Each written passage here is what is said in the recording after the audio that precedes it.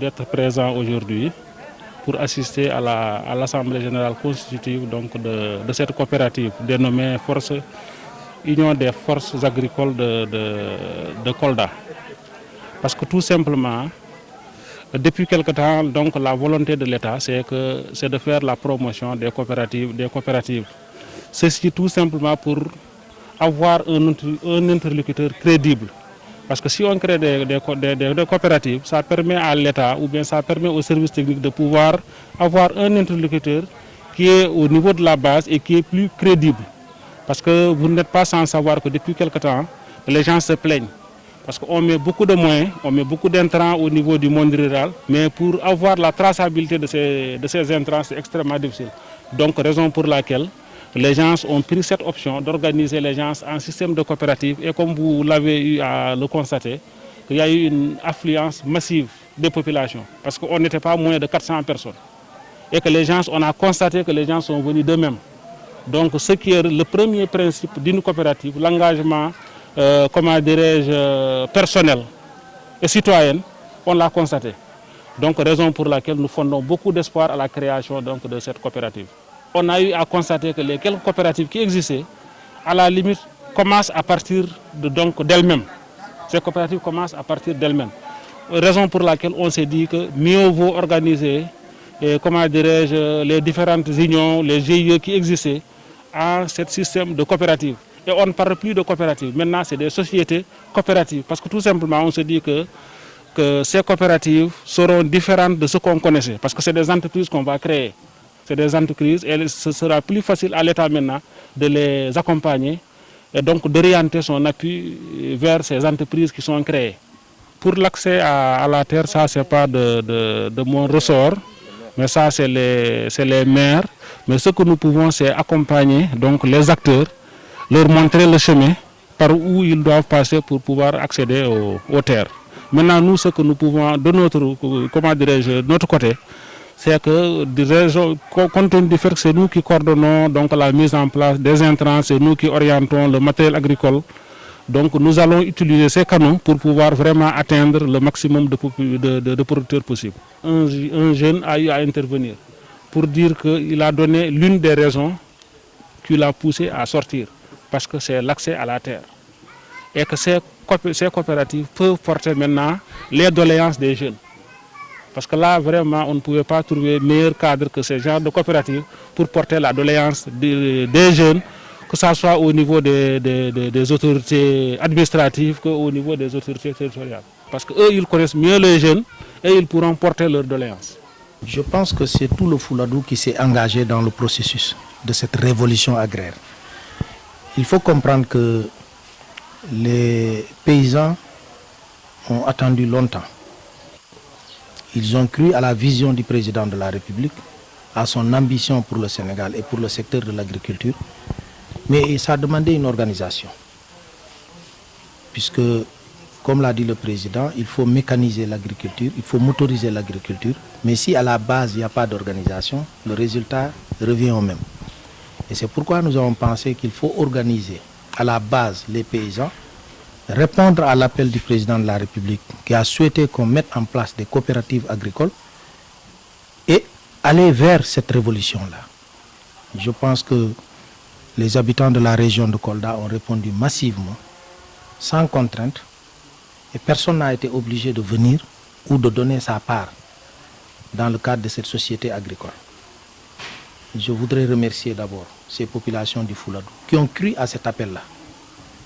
Et je pense bien que ce n'est pas tombé dans l'oreille d'un sourd, puisque nous ambitionnons d'aider notre terroir. C'est pourquoi nous avons refusé d'aller aux États-Unis, nous avons refusé d'aller en Europe, nous avons refusé d'aller en Arabie. Nous avons souhaité et voulu rester ici, au Fouladou, développer notre terroir. Parce que personne d'autre ne le fera à notre place. Dieu merci, cette coopérative agricole aujourd'hui, pour le moment, à 344 membres. Ça a dépassé largement nos attentes. Et en termes de résultats, nous pensons que nous avons des atouts qui vont nous permettre d'atteindre bientôt nos résultats. Le premier atout, c'est d'abord l'unité et l'entente et cette belle cohésion entre ces différents membres. Dans plus de 45 villages, 12 communes ou même 14 communes. C'est à la commune de Fafakourou, Il y a la commune de Bignarabé et il y a la commune de, n'est-ce pas, Kandia, je pense. Donc, on a au moins 16 communes, plus de 45 ou 46 villages. Deuxièmement, l'autre atout, c'est que nous avons des intellectuels bien formés et qui ont la compétence en la matière. Le troisième atout, c'est que le ministre de l'Agriculture est le premier adhérent de cette coopérative. Nous pensons que donc, c'est aller là où ça devait aller. Le premier objectif, c'est aider les populations d'abord à s'organiser. Le deuxième, les conscientiser sur les enjeux du moment, puisque nous avons intérêt à assurer notre sécurité alimentaire et au-delà notre souveraineté alimentaire. C'est important puisque dans ce contexte de Covid, nous ne savons pas quand est-ce que cette maladie va disparaître. Si par malheur, et je ne le souhaite pas, il y a une deuxième vague qui arrive au Sénégal, vous avez mesuré les conséquences. Celui qui n'a pas assez de vivres, n'est-ce pas, dans son grenier, risque de regretter fort bien. Deuxièmement, nous pensons que nous ne pouvons pas nous développer en continuant à tendre la main. Il faut qu'on arrête ça. Nous avons suffisamment de terre et suffisamment de terres riches. Nous avons assez de pluie. Qu'est-ce qui reste? Il faut cultiver, travailler.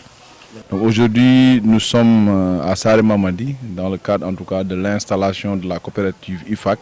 IFAC, c'est Union des forces agricoles de Kolda. Donc vraiment, nous sommes à Saré Mamadi chez Chérif Leib Aïdara. On a assisté en tout cas à cette installation et on a vu un grand nombre en tout cas de membres de cette coopérative déjà inscrits. Ils sont actuellement au nombre de 326 membres. Vraiment, ne serait-ce qu'au niveau de l'installation, nous pouvons dire qu'en tout cas, on a un bon espoir pour cette coopérative. Et Inch'Allah, la Sodagri, en tant que structure d'encadrement, en tant que structure d'appui conseil, nous allons en tout cas tout faire pour les accompagner en formation, en renforcement de capacités surtout, parce qu'à ce stade-là, c'est ce que la coopérative, c'est ce dont la coopérative qui a besoin. Pourquoi? Parce que sans renforcement de capacités, il y aura toujours en tout cas des couacs au niveau de l'organisation, des couacs au niveau de la gestion même de la coopérative. Et en tout cas, nous sommes prêts à les accompagner pour ce volet renforcement de capacité, en tout cas concernant la coopérative. Et ce qu'on a pu constater pour cette coopérative-là, c'est que la coopérative est formée de plusieurs guides religieux, des guides religieux vraiment qui sont de grands producteurs, que ce soit sur le riz, que ce soit sur l'arachide ou le maïs. Vraiment, c'est une coopérative vraiment diversifiée en matière de représentativité. Donc nous avons vu en tout cas beaucoup de villages, ils sont dans 12 communes, ils sont dans 12 communes du département de Kolda.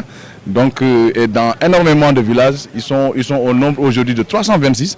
Donc nous, à la Sodagri, nous ne pouvons que nous en féliciter parce que les jours passés, on était là pour vraiment leur donner leur sensibilité, en tout cas concernant la création d'une coopérative, le rôle d'une coopérative, le rôle des membres, le règlement intérieur. On a vraiment tout expliqué et après ils ont pu faire leur assemblée générale, en tout cas à notre absence. Donc ils ont tout fait à notre absence. Aujourd'hui le DRR est là, le représentant du ministre de l'Agriculture, la Sodagri est là, même la LBA était là.